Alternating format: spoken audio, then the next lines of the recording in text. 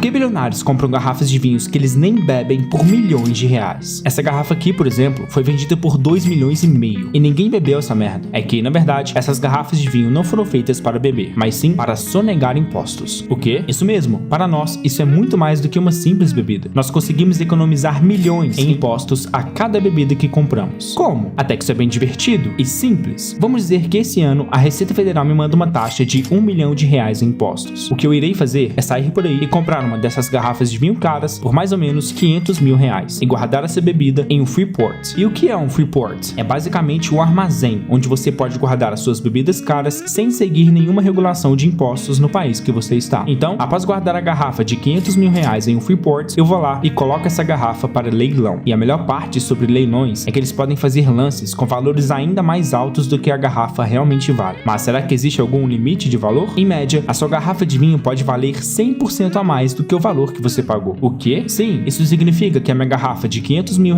agora poderá ser vendida por R$1 milhão. Inclusive, se você está cansado de ver o seu dinheiro sumir misteriosamente todos os meses, igual um político depois das eleições, presta atenção aqui rapidinho. Tem um app chamado MyCofrinho, que basicamente te ajuda a organizar as suas finanças pessoais. Ele te mostra onde você está gastando, quanto você está ganhando, quanto está gastando à toa e ainda te ajuda a montar metas de economia. É tipo uma contabilidade pessoal sua. A diferença é que em vez de cobrar R$400 por hora, o MyCofrinho é grátis. É só clicar no link do comentário fixado ou na descrição. Baixa o app MyCofrinho e comece a parar de agir feito um político com verba pública. O seu dinheiro agradece. Mas quando você vender, não terá que pagar impostos sobre a venda? Na verdade, eu nem irei vender a garrafa para começo de conversa. Em vez disso, eu vou doar essa garrafa em um leilão beneficente. E quando eu fizer essa doação nesse leilão beneficente, a Receita Federal me dará um desconto nos meus impostos do exato valor da garrafa de vinho, que no caso é R$1 milhão.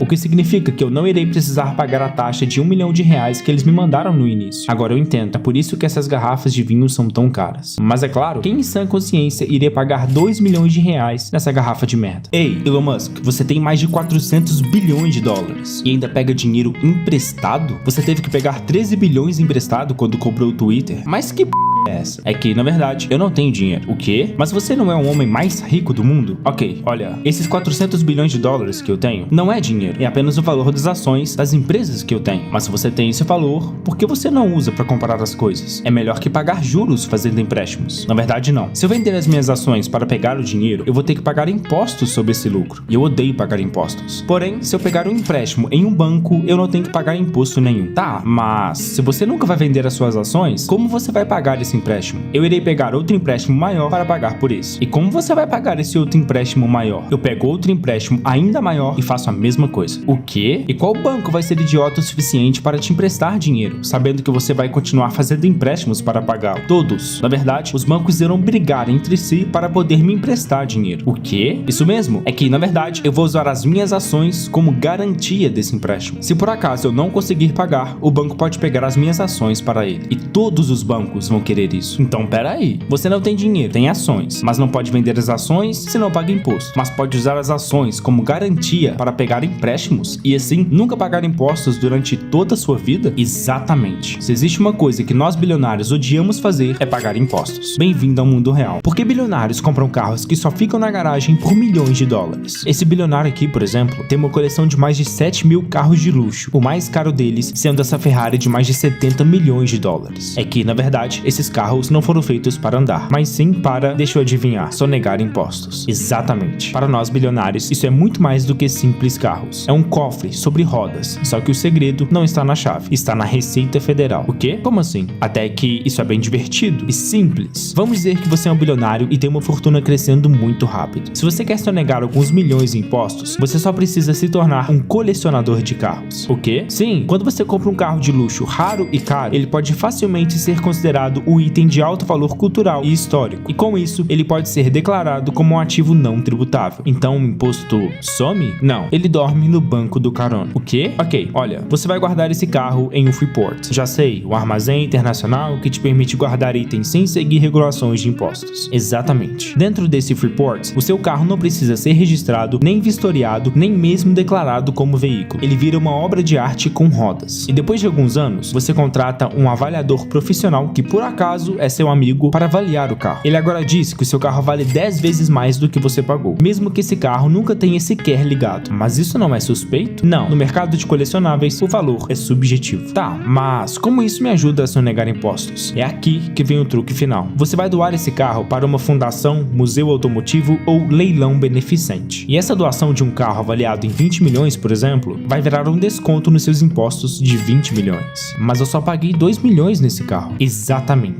Lembre-se, o que vale não é o que você pagou, mas sim o valor que o avaliador, que por acaso é seu amigo, avaliou. Não faça isso em casa. Porque bilionários compram times de futebol que só dão prejuízo. Esse clube de futebol aqui, por exemplo, foi vendido por 600 milhões de reais. E essa merda só dá prejuízo. É que, na verdade, times de futebol não são comprados para dar lucro ou ganhar campeonatos. Eles são comprados para sonegar impostos. O quê? Isso mesmo. Para nós bilionários, isso é muito mais do que futebol. Nós conseguimos sonegar milhões em impostos a cada clube que compramos. Como? Até que isso é bem divertido e simples. Vamos dizer que esse ano você lucrou uma porrada de dinheiro com as suas empresas, mas em vez de pagar milhões em impostos sobre esse lucro, você compra um clube de futebol falido. O quê? Mas por que tem que ser falido? É simples. Quanto mais dívidas um clube tiver, mais fácil é para injetar dinheiro nele sem levantar suspeitas. Você tem que começar a gastar dinheiro. Compra um jogador de merda por 20 milhões, um estádio novo, investe em infraestrutura, marketing, todas essas merdas. Não importa se seu time está ganhando ou perdendo. O que importa é que você está criando uma aparência de valorização. Agora, o próximo passo é fechar um contrato de patrocínio para seu time. Porém, você não vai escolher qualquer empresa. Em vez disso, você vai patrocinar o seu time com as suas próprias empresas. A sua marca patrocina o seu próprio time. Mas será que a Receita Federal não vai investigar? Ela pode. E é por isso que você não vai colocar o time de futebol no seu nome, mas sim no nome de uma holding ou de um laranja. Dessa forma, tudo que a Receita enxerga é um time de futebol aleatório recebendo patrocínio. Mas como isso vai me ajudar a sonegar impostos? Essa é a parte divertida. Como o clube continua dando prejuízo, você declara isso no seu imposto de renda. E esse prejuízo vira desconto no seu imposto. E enquanto isso, o lucro das suas outras empresas fica limpinho e escondido por debaixo dos panos. Mas isso não é ilegal? E quando é que isso nos impediu de fazer alguma coisa? Agora, você fica conhecido por ser o cara que levantou um clube de futebol falido e ainda economizou milhões em impostos no processo. Não faça isso em casa. Se você está cansado de pagar impostos, é só abrir uma ONG. O quê? Isso mesmo? Bilionários fazem isso o tempo todo. Esse bilionário aqui sozinho já gastou mais de 80 bilhões de dólares para fazer uma ONG. Mas eles não fazem isso para ajudar pessoas? Isso aí é só um bônus. Na verdade, eles fazem isso para sonegar impostos. Como? Até que isso é bem divertido e simples. Primeiramente, você precisa abrir uma ONG, mas não em qualquer lugar. Você vai abrir uma ONG em um paraíso fiscal. Ilhas Caimã, Bahamas, Panamá, qualquer lugar que o governo local não pergunte muita coisa. No papel, a sua ONG é uma instituição sem fins lucrativos. Você pode até dar um nome bonito como Fundação para a Proteção do Meio Ambiente, mas na prática, a sua ONG movimenta bilhões em doações, mas não protege merda nenhuma. O quê? Sim, e eu ainda não te contei a melhor parte. Você vai começar a doar dinheiro para a sua própria ONG. Vão até fazer reportagens sobre você, o bilionário filantropo que ama doar dinheiro, mas na realidade, você estará movendo seu dinheiro para o seu esconderijo secreto. E como ONGs são livres de impostos, cada doação que você fizer será um desconto gigante nos seus impostos. Como assim? Ok, olha, com o dinheiro da ONG você vai comprar imóveis, investir em fundos internacionais e até financiar as suas próprias empresas. Tudo isso sem pagar um centavo de imposto. É só dizer que o motivo dessas doações é para proteger o meio ambiente, já que as suas empresas estão utilizando materiais recicláveis. Caramba, mas tudo isso é legal? É, mas como eu sempre digo, não faça isso em casa. Por que bilionários compram castelos abandonados por milhões de dólares? Esse castelo aqui, por exemplo, foi vendido por 5 bilhões de reais. E ninguém mora nessa merda. É que, na verdade, esses castelos não foram comprados para morar, mas sim para sonegar impostos. O quê? Sim, para nós bilionários, isso é muito mais do que uma propriedade histórica. É um abrigo fiscal para você sumir com seu dinheiro. Como? Até que isso é bem divertido e simples. Vamos dizer que você é um bilionário, possui bilhões para gastar com o que quiser, mas, assim como todo mundo, você odeia pagar impostos. Então, você compra um castelo tombado na França, na Itália ou Espanha, tanto faz. E como esse castelo é um bem histórico, você pode classificá-lo como patrimônio cultural europeu. E a melhor coisa sobre patrimônios culturais é que existem uma série de incentivos fiscais para quem possui. Quais? Isenção de impostos sobre propriedade, subsídios para uma suposta restauração e dedução de impostos por investimento cultural. E se você for inteligente, dá até para ganhar dinheiro com essa merda. Mas você não é bilionário? Por que precisa de mais dinheiro? Ok, olha, você vai começar uma reforma nesse castelo e usar o subsídio para pagar. Contrata uma empresa de restauração que, adivinhe, também é sua, e você vai emitir uma nota de 10 milhões pela reforma. No papel, o governo vai te dar esse subsídio de 10 milhões para você fazer a reforma. Na prática, você vai passar um paninho no chão e tá tudo certo. E depois de uns anos, você contrata um avaliador profissional, que por acaso é seu amigo, para dizer que agora o seu castelo vale 5 vezes mais do que você pagou. E depois de você colocar esse castelo à disposição como um museu privado, você vai receber um desconto nos seus impostos equivalente ao valor do castelo. Se você comprou o castelo por 100 milhões e o avaliador disse que vale 5 vezes mais, o seu desconto nos impostos será de 500 milhões. Agora eu entendo, é por isso que esses castelos são tão caros. Mas é claro, quem em sã consciência pagaria 5 bilhões de reais em um monte de tijolos velhos de merda? Por que bilionários compram relógios que eles nem usam por milhões de reais? Esse relógio aqui, por exemplo, foi vendido por 300 milhões de reais. E essa merda fica trancada em um cofre embaixo da terra. É que, na verdade, esses relógios não foram feitos para marcar horas, mas sim para sonegar impostos. O quê? Isso mesmo, para nós, isso é muito mais do que um simples acessório. Nós conseguimos economizar milhões em impostos a cada relógio que compramos. Mas como? Até que isso é bem divertido e simples. Vamos dizer que esse ano a Receita Federal me manda uma taxa de 8 milhões de reais em impostos. O que eu irei fazer é sair por aí e comprar um relógio de merda por mais ou menos 1 milhão e guardar esse relógio em um Freeport. Lá vem você com esse negócio de Freeport. Freeport é basicamente um armazém internacional que te permite guardar itens de luxo sem seguir nenhuma regulação de impostos no país que você está. Então, após eu guardar esse relógio de 1 milhão de reais em um Freeport, eu vou lá e contrato um avaliador independente, que por um acaso é meu amigo, para dizer que esse relógio vale 8 milhões de reais agora. Lembre-se, relógios de luxo são considerados ativos móveis, então o valor deles é bem subjetivo. Tá, mas como isso vai me ajudar a sonegar impostos? Eu ainda não te contei a melhor parte. É aqui que essa merda fica realmente interessante. Eu vou pegar esse relógio avaliado em 8 milhões de reais e doar ele para um museu ou para uma instituição cultural. E quando eu fizer essa doação, a Receita Federal me dará um desconto nos meus impostos no exato valor desse relógio, que no caso é 8 milhões de reais. O que significa que eu não irei precisar pagar a taxa de 8 milhões de reais que eles me deram no início. Agora eu entendo, é por isso que esses relógios são tão caros. Mas é claro, quem em sã consciência pagaria 300 milhões de reais nesse relógio de merda?